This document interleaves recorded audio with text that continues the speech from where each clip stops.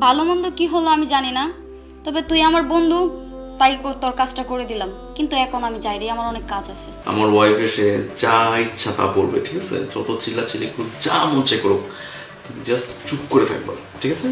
যা বলার আমি বলবো। ওকে, এখন যেটা বলছি সেটা করবো।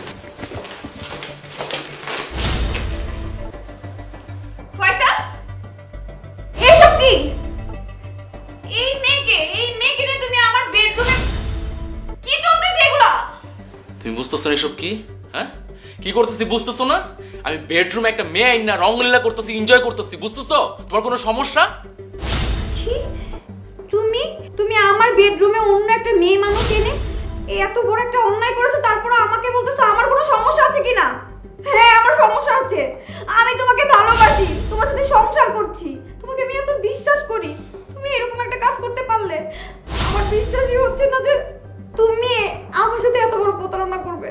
কেন তুমি আমার সাথে এমন করলে? আমার এত সুন্দর সুখী সংসারে কেন এরকম করে আগুন লাগালে তুমি? হ্যাঁ, আমি তোমাকে কত ভালোবাসি, আমার এই সাজানো সংসারটা তুমি এইভাবে নষ্ট করে দিতে চাচ্ছ? কি কথা বলছো না কেন? আমি তোমাকে কত বিশ্বাস করেছি আর সবসময় ভেবেছি যে আমার হাজবেন্ড কত ভালো। আমি তো ভাবতাম তুমি ভাজা মাছটা উল্টায় খেতে পারো না, আর আজকে আজকে নিজের চোখে দেখতেছি একটা মেয়ে, তাও নাকি আমার বেডরুমে নিয়ে আসছো তুমি।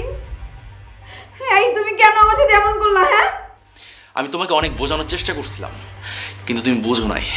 তোমার যেইভাবে ইচ্ছা তুমি সেইভাবে চলছো। এখন থেকে আমার যেইভাবে ইচ্ছা আমি সেইভাবে চলবো। তোমার যদি এই অবস্থা আমার সাথে থাকতে ইচ্ছা হয় থাকো, আর না হলে চলে যেতে পারো, গেট খোলা আছে। হ্যাঁ, আমি চলে যাব। আমিও তোমার মতো পুরুষের সাথে সংসার করতে চাই না। আমি কালকেই তোমাকে ডিভোর্স লেটার পাঠিয়ে দিব।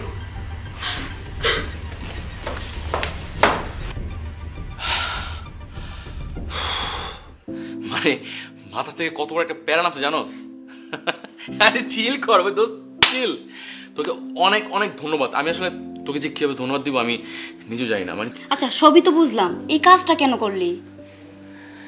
এই কাজটা কেন করলাম শুনবি? এই কাজটা কেন করলাম তাহলে শোন। আমাদের বিয়ে হয়েছিল 3 বছর আগে।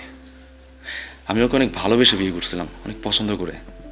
কিন্তু বিয়ের পর থেকেই আমাদের লাইফে একটা অশান্তি চলে আসে। আসলে ও না আমাকে কখনোই ভালোবাসে নেই, আমাকে কখনো স্বামী হিসাবে সম্মান করে নেই, আমাকে একটু ভালোবাসে নেই।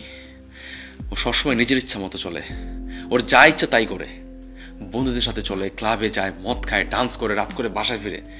মানে আমাকে একটু সম্মান দেয় না, আমাকে একটু সময় দেয় না। আমি ওকে অনেক বোঝানোর চেষ্টা করছি যে তুমি এগুলো করো না, এগুলো ভালো না, আমি তোমার হাজব্যান্ড। কিন্তু কখনো শুনে নেই আমার কথা, আমাকে একটু দাম দেয় নাই। মানে আমাকে সবসময় পাট পাতা মনে করতে জানোস। আমি এগুলো নিতে পারতেছিলাম না। আমি ওকে অনেকদিন বুঝাইছি, দেখো এগুলো করো না, এগুলো ভালো না, এগুলো বাদ দিয়ে দাও।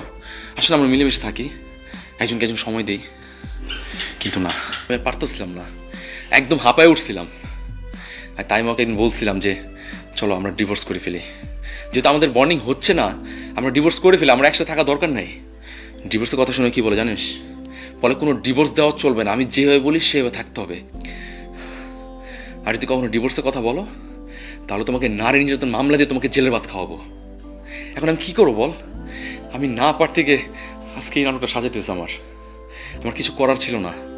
ভালো মন্দ কি হলো আমি জানি না, তবে তুই আমার বন্ধু তাই তোর কাজটা করে দিলাম, কিন্তু এখন আমি যাই রে, আমার অনেক কাজ আছে। আচ্ছা ঠিক আছে, তাহলে তুই যা, সাবধানে। হ্যাঁ, ওকে।